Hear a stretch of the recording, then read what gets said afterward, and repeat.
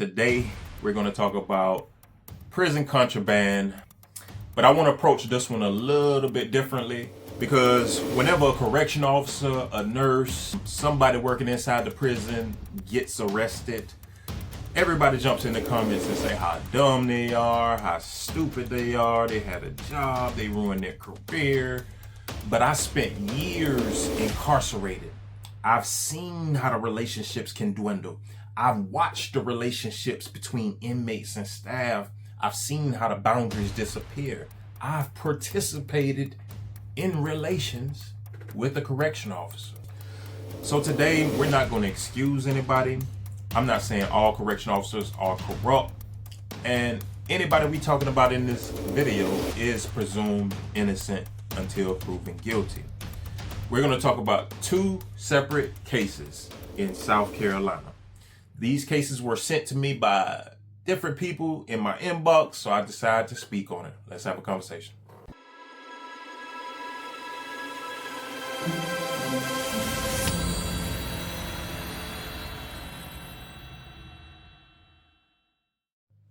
Now, how does somebody get to the point where they're willing to risk their career, their family, their reputation, and in some cases their freedom for something happening inside a prison? Today we're going to talk about two cases. The first case we talk about is one that just reached me, I want to say 2 days ago. This is about a federal correctional institution in Bennettsville. Joseph Michael Templeton, a 30-year-old former correctional officer who worked at FCI Bennettsville, South Carolina. To me, this case is important because we're not talking about somebody who's just bringing in something and allegedly just bringing in one little item for a little payment. Nah. According to a federal indictment, Templeton is accused of accepting more than $60,000 in bribes from an inmate and people associated with that inmate. Like I said, these are allegations. This person is presumed innocent until proven guilty. I'm only reading off of the article that the news put out. He has been indicted. That doesn't mean he's been convicted. This is a federal case. The other one I'm going to talk about is a state case. Prosecutors allege Templeton would falsely process some of these items as contraband seizures before distributing them inside the prison. So he allegedly had cell phone accessories, cigarettes, and THC. And he would basically, what they're saying he would do is fake process them as they are contraband, but really he just brought them in and he gonna put them on the yard. That's what they're accusing him of. So if you think about that for a second, the system that's supposed to identify and remove contraband was allegedly using to help move the contraband. That is a complex way of doing it. I have seen contraband officers who have participated in putting the work back out there or taking it out of the contraband like investigative part and putting it back on the yard. I've seen it, I've heard it, and I don't know too much about it, but hey, it is what it is. Now, back in December of 2025, investigators with Marlboro County Sheriff's Office assisted with his arrest.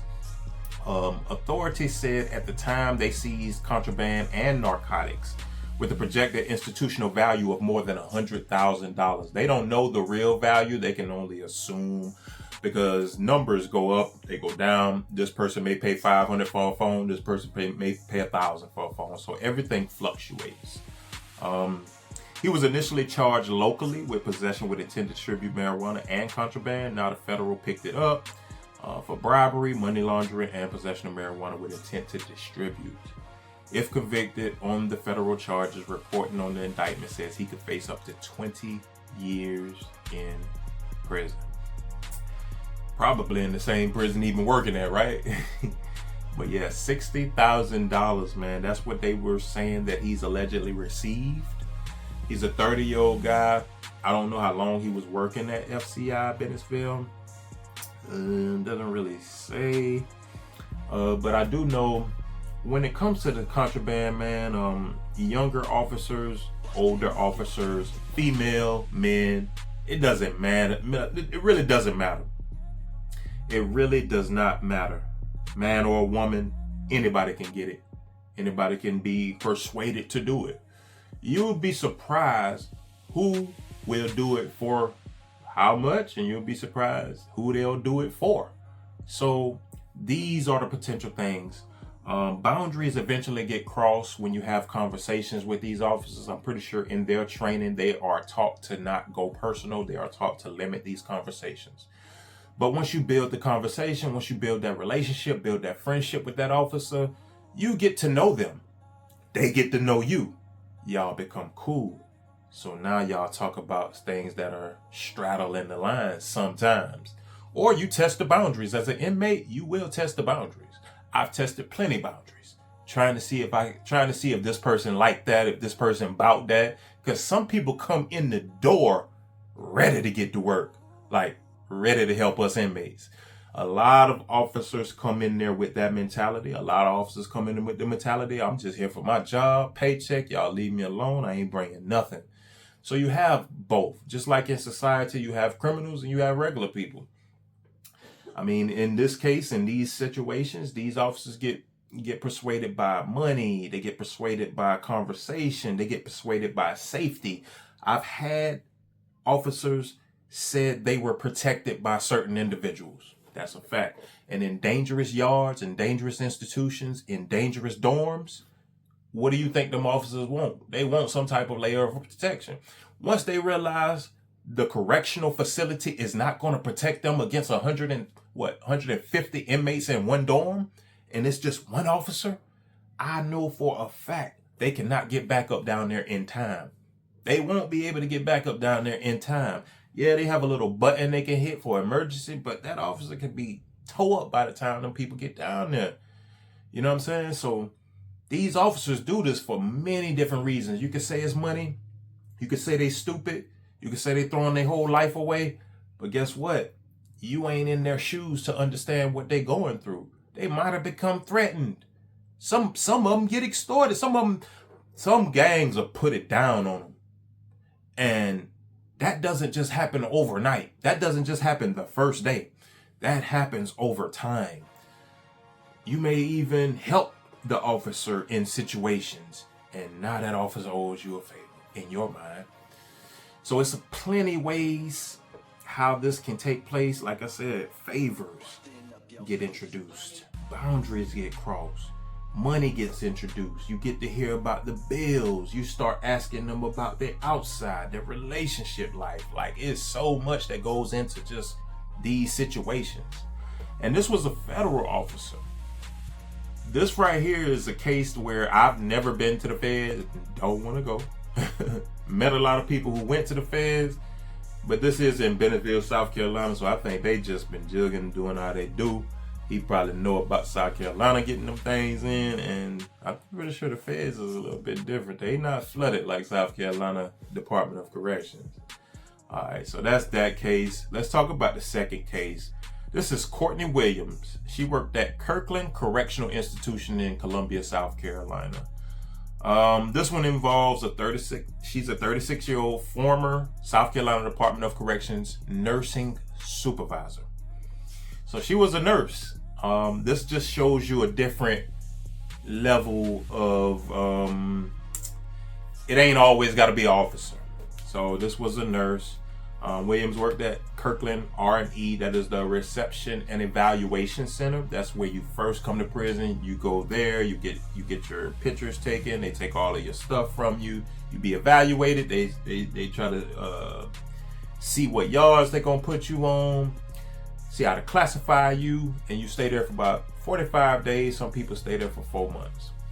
It all depends on the situation and how crowded the institutions are. Now, Courtney Williams was arrested in June and charged with first-degree sexual misconduct with an inmate and bribery. I'm not declaring this woman guilty of anything. Let's just be honest. These are allegations. And in arrest warrants, they are innocent until proven guilty. So Courtney Williams is innocent until proven guilty. I'm just reading off what the facts as the prosecutors say that they have. According to investigators, between March 30th and May 29th of this year, Williams allegedly developed a sexual relationship with an inmate. Authorities say the two communicated using a contraband cell phone possessed by the inmate. And according to the arrest warrants and subsequent reporting, we're not talking about a couple of messages. So they had basically transcripts of messages. I'm not sure if they saw it in her phone or they went in his room and got his phone. But sometimes that's how the inmate will get the officer messed up. Sometimes that's how it works out. I've seen inmates get their door kicked. Them people go through the phone, or the phone was unlocked, and now they see everything. Investigators say there were more than 1,000 text messages along with phone calls, video calls, sexually explicit messages, photographs, and videos. Authorities also allege Williams had sexual intercourse with the inmate in her workplace inside the prison and used the access she had through her position and medical locations to facilitate the encounters. So she worked in medical. She's the supervisor. She's the nursing supervisor. So she pretty much has all access. She pretty much has all access to the nursing room, the nursing area, certain rooms. She can know how to close certain doors. She knows when to do it. She has full power and control over that department in the facility. And that's how it can happen. Investigators say their case is based on digital forensic examinations on both phones, video footage, and statements. Williams left SCDC in April. She later worked as a nurse with the South Carolina Department of Juvenile Justice and resigned from that position while under investigation in June. Now, these are two different cases. Now that I have both of the cases out there, these are two different cases. One revolved around money. This one, not necessarily so. Now, it could have started with money. We don't know. We probably never will know. But they'll go through the text messages. They'll do their investigation. And some of it may come out. Some of it may not. This case is more of a personal and sexual relationship. Now, both of these cases allegedly involve contraband cell phones. I'm assuming they got the contraband cell phone from the inmate in this case. But this is why they say they want to stop cell phones. It's because of the access, the money, the relationships. It ruins people's jobs on the outside world. A lot of people got in this girl's comments and they said she was stupid, dumb, how dumb she could be. I hate when they get like that because we're just looking from the outside in. I've been inside. I know exactly what's going on. Vulnerability is one of the biggest things. A person who is vulnerable. You do not know when they're vulnerable unless you study. They come to work for 12 hours. 12 and a half hours out of their day, they come to work. I used to tell the officers all the time, you pretty much doing a nonviolent sentence with us because you here half of the year. If you here half of the day, you here half of the year. Because, hey, but I wouldn't want a job where I'm in prison half of the year. But when you're around these guys, you get to know these guys. The guys get to know the women. And you get to laugh and kiki, shoot the bobo with them and get to know them. They get to know you. Even if you might have already known this person. But a lot of people don't know them. They just like what they see and go after what they like. And maybe that girl was enticed by this person's conversation. Maybe they was enticed by his charm. Maybe she was going through a period of time in her life where she just broke up with a bad relationship, abusive relationship, cheating relationship, and this guy in here made her feel like a queen. Now, the reason why you can't really call them dumb or stupid, you can if you want to, but you don't know how they felt. You don't know what they was going through. You don't know how it led up. All it takes is for them to open that door. Once they open that door one time, they can't close it. Once you open that door one time, you can't close it. You know, you might gave this inmate your phone number. Y'all might have got on video chatting. After that, you just knew you messed up. But you know what? It was too late for you to turn back and say, you know what? I don't want to talk no more. We need to stop this. You know why? Because that same inmate can say, you know what? All right, I'm going to get you up out of here then. And it can happen just like that. I ain't defending nobody. But I know you guys wonder, like, how does a person go from being a correctional officer, a nurse, here to do my job, to them allegedly bringing contraband in, them allegedly having a sexual relationship with the person, with the inmate, crossing those boundaries, them using their access as a supervisor to actually pursue the inmate and allow that inmate in for them to do certain things. When I left Manning Correctional Institution in Columbia, South Carolina, there was this kitchen supervisor where she had relations, or allegedly had relations, with the inmate. They went through this young man's phone and saw this situation. They never accused them of anything. It's just a random situation where they kicked his door, went in his phone, and saw what they saw. And that's what led to the arrest of that situation. They had videos and everything. And guess what about that female person that worked at the correctional facility? She was married. She was married. So imagine a person like that risking their marriage, their family, their freedom, all for this person that is behind bars. That's probably gonna come home in a year or two, or maybe longer. Who knows? But imagine them risking that. So imagine what may be on their mind. They may be in love. They might have saw something in the person that somebody else ain't saw.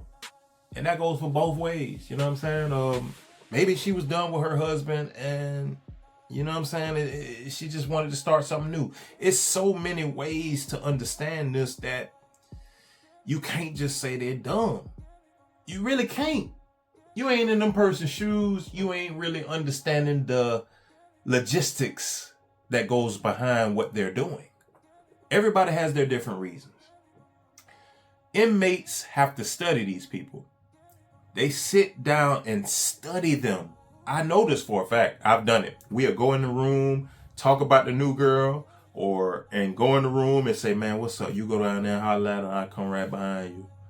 You go down there, see what's up. Or I go down there first and see what's up. See if she bought it. You know what I'm saying? See what she talking about.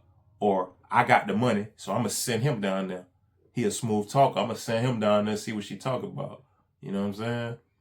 And you'll get some information like that. You know what I'm saying? Especially if they cool. But you got to understand, some people be financially struggling. Economy is crazy right now. So I looked it up just this year alone. This is August. August the 13th is today. Just August 13th, today, 2026, there have been over 10 correctional officers and or employees of the Department of Corrections arrested in the state of South Carolina. Over 10. That's more than one per month at an average. That's crazy.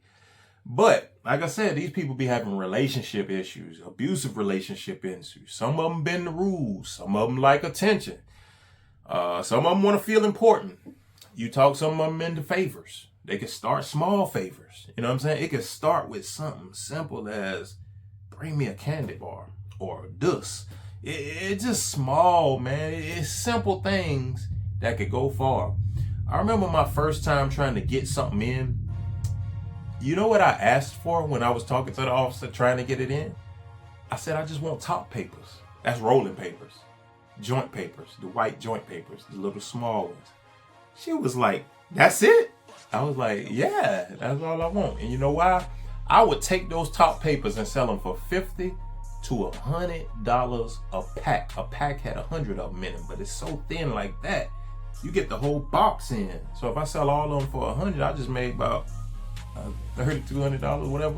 I don't know. I don't remember how much came in the big box, but yeah, I sell them all for 100 and make good money. I mean, it is what it is. So it takes stuff like that. So I introduced that to the girl, and she was like, that's it? Oh yeah, I'll do that for nothing. What? Okay, yeah, that's all I want.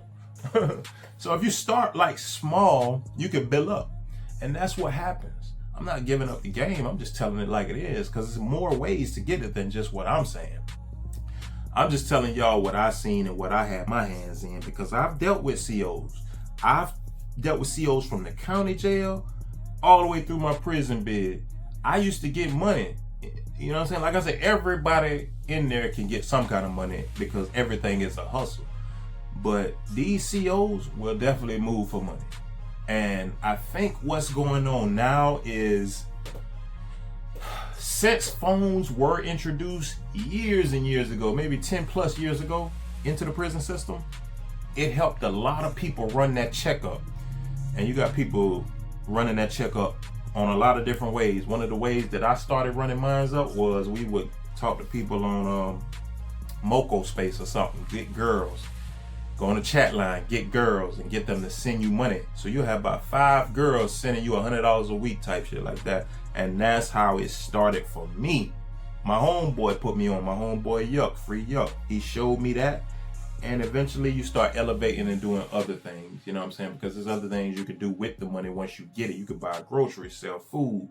But when you start seeing money getting in, them officers who is attracted to money, they see money, they know money. You can see a person walking around the dorm and tell he got money. That's just how it go. Especially when you've been there for a while, you know what's going on. So these situations can be real tempting, especially when a person got kids, daycare is expensive, rent going up, groceries high. That federal officer got $60,000 allegedly. That's tax-free money. That's tax-free money, allegedly, that he received. Think about that. A lot of people take this kind of money and buy all kind of stuff. That's extra money he could have been feeding his family with. I ain't excusing it by anything, by a long shot. But that's basically how it goes, man. It's a supply and demand issue. They gonna get it in one way or another. Just being honest. It's gonna get in there one way or another. Some wardens are involved. They give the green light because it's a big money situation going on in prison, man. Big money situation going on in SCDC and other prisons in the United States, for sure. It don't always start with the money, but it could be loneliness, you know what I'm saying? Somebody just want to help. I remember my homeboy put me on a CO back in a few years ago. I ain't gonna say what year, but he put me on a CO. You know what I did? Getting so much money, she got kicked out of her friend's house. I bought the hotel for her for 2 days. You know what I'm saying? I just, that ain't no issue. I'm gonna go ahead and get you a hotel. I'll send you the goddamn link. You gonna book, you gonna get in. It's just little stuff, man. Like, you could do so much. Like, it's so much you could do for a person who ain't got the money like that.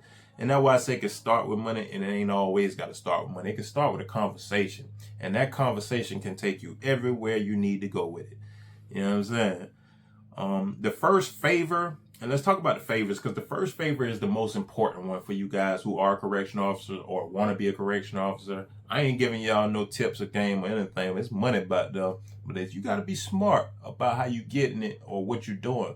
A lot of times, it ain't even worth it. Y'all should just go there, get y'all money, and go home. Because sometimes the inmates can get what they need to get without you. And that's how I was a lot of the times. I get what I want off the land, or I get it without you. You're not necessarily needed. So once they see that, they kind of still be wanting to get in because they like, how y'all getting all this in here? You know what I'm saying? I've had the CO sit in the room and smoke a blunt with me. That's how real it is, man. Some of them people just regular people like us, man. They cool. It's just they got a job. You know what I'm saying? Now let's talk about this. Why contraband isn't just the inmate problem. I figured this out a long time ago because a lot of the conversation is these inmates keep getting phones and these inmates keep getting drugs. Okay, but a prison is supposed to be one of the most controlled environments, right? Most secured, right? So when contraband repeatedly appears through the walls, we gotta ask, they're getting in through different avenues. That's why I say the staff ain't the only way. It's corruption in the staff, but all COs ain't gonna go. So you gotta have a different route. You know what I'm saying? So, and I ain't gotta put it out there. Everybody, like, them COs know, contraband people know where they find everything at. You know what I'm saying? And I don't think paying them more solves everything, but I think that's a start. Pay them more. From what I heard, a federal correction officer can get paid up to $100,000 a year. Not up to. I think they get paid like $100,000 a year. I'm not sure, but I think so. Now, South Carolina Department of Corrections, as a regular officer, they might not get paid that much, but they do get paid good money. But to avoid financial pressures, yeah, maybe they should up their pay. It won't eliminate the greed, but it will eliminate the people who are going through financial situations. And if the salary ain't high enough, they're going to do whatever they got to do. That's like a person working a job, but doing DoorDash on the side. They're doing whatever they got to do. But as a CEO, you ain't going to have time to do DoorDash on the side because you working 12 and a half hours. Take you about 30 minutes an hour to get home, 30 minutes an hour to get to work, hour to get dressed. You know what I'm saying? Like I say, about 15 hours of your day is dedicated to that job. The rest of it is sleeping, whatever you can do. Now, this is the part that people don't see. The public usually sees the end of these stories, the mugshot, the handcuffs, the indictment, the arrest, correctional officer arrested, nurse arrested, everybody judging them, everybody judging the final decision. But nobody's saying, well, what was the first boundary? What boundary got crossed? When did the relationship change? Did this person want to keep doing it? What is a officer, nurse, or correctional staff to do when they opened up that door, but they want to stop it? They want to shut it down because now they feel like it ain't safe, but they done crossed that line. Now they getting threatened. You know what I'm saying? So we all make mistakes. So do we excuse them for what they may be going through? Do we excuse them because they want to stop? But if they stop now, this inmate can snitch on them and get them fired, lose their job, and he got all the evidence. And they probably let him keep the phone. That's the crazy part. I'm telling you, hey, I heard snitches be having phones back there. The warden, they used to say the warden boy got a phone. Hey, so shit happens, man. And accountability is one thing, but we can't pretend like we know everything. Trying to understand why somebody does something is not the same as excusing. I just understand it because I was there. You know what I'm saying? You have power that inmates don't have, but inmates have power that you don't have. And when you blend the two, a lot gets started, like relationships, manipulation, poor boundaries, opportunities, poor choices do get made. Let's just be real. But I mean, listen, like I said, man, these two situations are two totally different situations. One looked like it was persuaded by money. The other one looked like it was persuaded by lust or sex or just a full-fledged relationship. Them sharing 1,000 text messages ain't nothing. Anybody could share that many messages and won't even be nothing about it. But if there's sexual pictures and videos and all of that, it gets bad because now you done put yourself in a swirl, man. Now you got your whole life wrapped around this person that's incarcerated. And you got to figure out how to get away from it. And when do you stop? So let me know what you think about this. Why do you think correctional officers and other prison employees sometimes risk everything over contraband or relationships with an inmate? Why do you think it is? Is it the money? Is it manipulation? Is it poor training? Is it weak boundaries? Is it the environment? Or is it simply just bad decisions?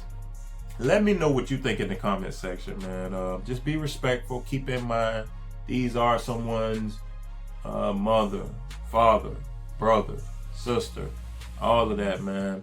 Because it ain't just men and women. It ain't just young. It's old. It's middle age. It's all of them. All of them get tempted or persuaded by some of these inmates for different reasons, man. And I don't think it's going to stop right now. I don't think it's going to stop right now. And it's going to take a lot for it to just ease up. But just drop in the comments. Let me know what you think. Make sure y'all like, comment, and subscribe. I appreciate y'all for tuning in. This is episode number 33. Listen, I got something for y'all. Somebody told me they want me to tell a prison story. So I got a couple prison stories I got in my mind that I would probably tell. But if y'all want to see that, drop a comment in the comment section. Let me know y'all want to see something like that. Make sure y'all like, comment, subscribe. Tune in next time to another episode of Real Talk with Illa Gezey. And make sure you know that everyone has a story. Yours can inspire someone. Peace.